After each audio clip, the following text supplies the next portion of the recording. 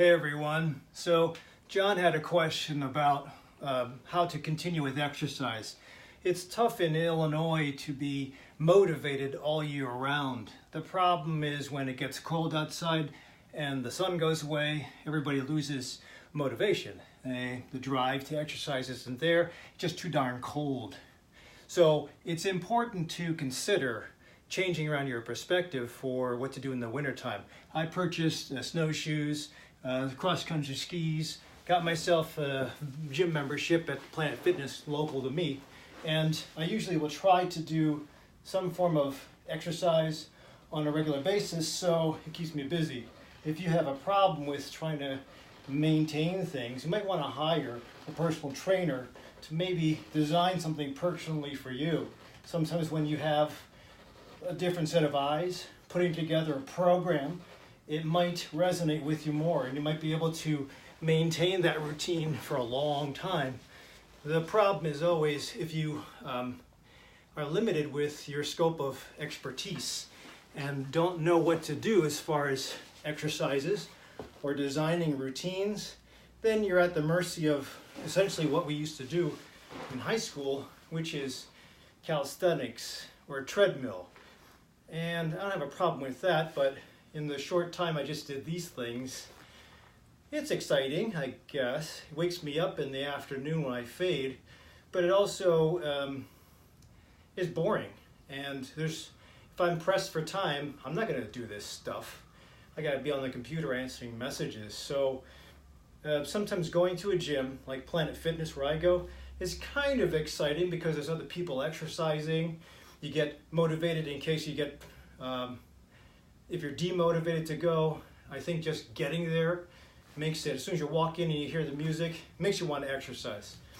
So those are the positive aspects. The negative aspects are money. The higher you go with the fancy gyms, the more you'll pay per month. That's a big drain. Although there's benefits to that, it might not be sustainable. So, especially if you're like a fibromyalgia patient, most of us become very apprehensive with trying to start an exercise routine because those of you who have fibromyalgia will know you push too hard and you'll crash and suddenly you're in more pain than when you started, and it's very frustrating. It's demoralizing, and who wants to continue with exercise when it's just going to hurt you again? But the caveat is the less you do, the faster your disease process is going to come and bite you.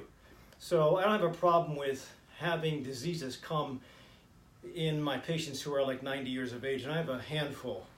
But if we have those same diseases that come and you're only 50, you've got another 30 years of suffering and a lot of medications, and I think there's ways to avoid that. Even if you're on medicines now, I think you can make some lifestyle changes so maybe you can shortchange the list or at least reduce them. And you will have to take a pill or two as far as a supplement, but I don't think that everybody can maintain a Mediterranean diet. So that's where the supplements come in handy. That's where the guided exercises come in handy. And finally, coaches, like I mentioned before, whether it's a physical therapist or a personal trainer or a life coach, coaches are so valuable. If you can't afford a coach, then just try to calculate how much it's going to cost you if you do have the disease come up. If you can't sustain anything on your own, that's when you have to invest in a coach, whether it's a nutrition coach, a mindful coach in the form of a psychologist or counselor, or an exercise coach. Either way, the concept, which is what I wanted to get into with this talk, concept for John was you don't have to think of exercises as Jack LaLanne stuff. For those of you who were born after 1970 or so, we probably don't remember Jack LaLanne, but I remember watching this guy on black and white TV in his leotards do these weird exercises in the kitchen, and it wasn't really that exciting, but the guy lived till his 90s. I think that sometimes the cheapest exercises are the more sustainable ones, but it doesn't matter whether it's cheap or expensive.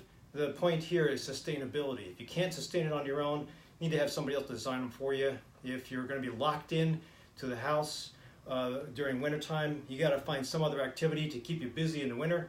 If you have fibromyalgia or any other chronic disease process, it's important to be guided and to have somebody just watch you to tell you you're pushing too hard, be careful. We don't want push crash, we want push and rebuild. So the rebuild process is kind of a fine line, but I think that's where, instead of relying on yourself, because we can always push a little bit too hard and then you might suffer the consequences. You rely on somebody else to tell you, stop, that's about it. Whether you have fibromyalgia or even back pain, it's important to know your limitations. So John, good question. Hopefully this helps. For all of you that have anybody with fibromyalgia, I will be putting together a talk. Check out my website, www.herbal411.com, for local events, and I'll be announcing when my fibromyalgia lecture is coming up. Otherwise, hopefully stay healthy, and I'll see you at the next clinic.